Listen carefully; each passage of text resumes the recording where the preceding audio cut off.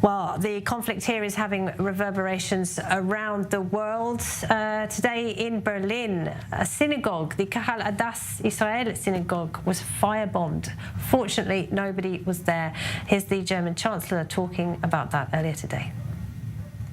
Und ich will ausdrücklich sagen, dass ich auch empört bin. And I want to say specifically that I am also outraged. I am personally outraged that some people are shouting and doing these things, and that is an attitude that I am convinced I share with the citizens of Germany.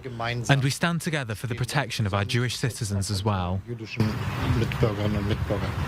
See, sadly, since this conflict broke out, there has been a very scary rise of anti-Semitism here at home, on top of the past years when we saw already a steady rise in anti-Semitism.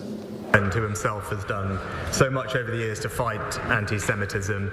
The increase in incidents we've seen over the past week is utterly sickening.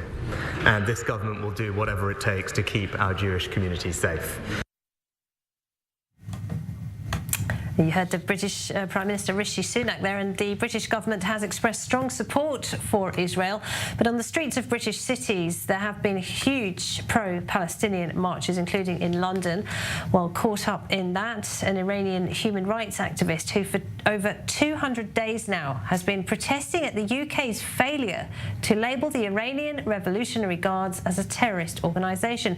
Vahid Beheshti is with us now. Vahid, thank you very much for being with us. Can you tell us what happened to you and about your protest?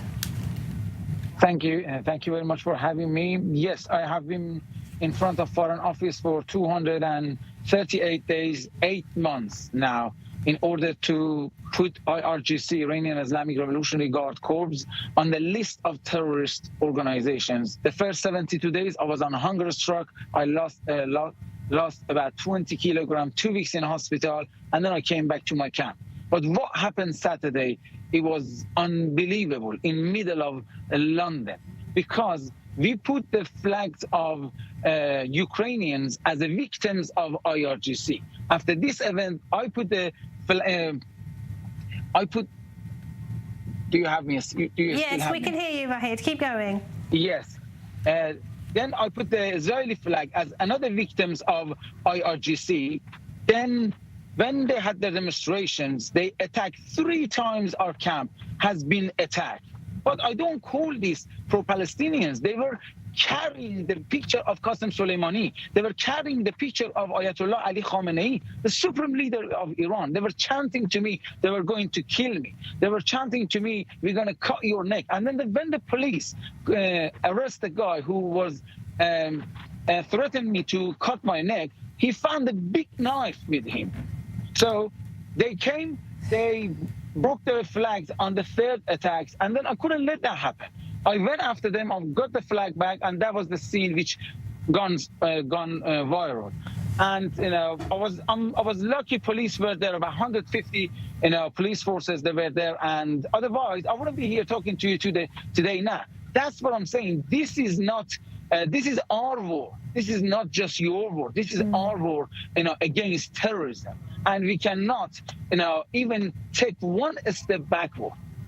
Yeah, I mean, it's terrifying, and you're an extremely brave man, Vahid. I mean, to have faced up to that. But as you rightly point out, it is not just Jews and Israelis who are the victims of the IRGC, of the Iranian regime. It's also, of course, the Iranian people who have suffered greatly and continue to suffer. And I think of Masih Alinejad, another brave activist who has had several attempts on her life in the United States.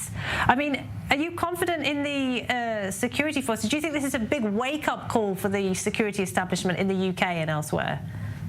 I hope so. I hope so, because we are in 21st century, in middle of Europe, and then we see our democracy is destroying like this, what happened on Saturday. What I witnessed 24 hours before this event, police was advising me constantly to bring the flags down. I said, there is no way I do that. We are living in the free democratic country. They have their flags, we have our flags, we have our reason, they have their reason. We can talk, but there is no way I bring this down. So we fight for our values, we fight for our democracy, and there is a price. I'm willing to pay that price. Doesn't matter what what price is that. But this is, again, I emphasize, this is a war against terrorism. It might be a long war, but we have to be in it. We have to be strong, and we shouldn't even take one step backward.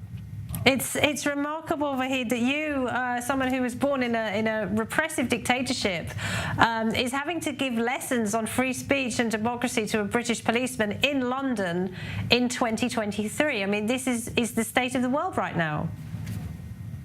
We have no choice. We have to stand for our values here. I said to them 25 years ago, I came from Iran after 2 times I have been arrested. And when I came to UK, I had my freedom of speech, my basic human rights. I'm not going to let them take it away easily from me. But it's not just for myself. I have to stand for other people's human rights.